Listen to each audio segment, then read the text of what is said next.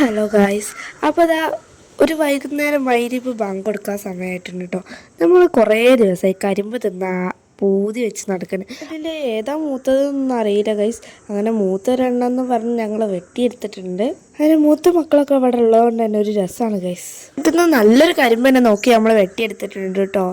ഇതിൻ്റെ ഈ മുകളിൽ കാണുന്ന ഇലമിൽ ഒരു ചെറിയ ചെറിയ ആര് പോലത്തെ മുള്ളുണ്ടാവും കേട്ടോ. അത് നമ്മളെ കൈമ നട്ടാൽ പോവില്ല എന്നാണ് പറയാറ്. നമ്മളെ തലയിൽ ഇങ്ങനെ കുറേ വട്ടം ഒരുതണം എന്നൊക്കെയാണ് ഒരെണ്ണം മുടിമേൽ കേട്ടോ. അങ്ങനെ ഇത് വെട്ടി വെട്ടി ചെറിയ ചെറിയ കഷ്ണാക്കുന്നുണ്ട് കേട്ടോ. എന്നിട്ട് ഇത് നമ്മൾ 4 കഷ്ണാക്കി ഇങ്ങനെ മുറിച്ചെടുക്കും. എന്നിട്ട് വേണം ഇത് തിന്നാൻ. കുറേ കാലമായി ആഗ്രഹിക്കുന്നത്. അങ്ങനെ ഇത് പീസാക്കി കിട്ടി, കൈ കിട്ടിയപ്പോൾ ഒരു സമാധാനം കേട്ടോ.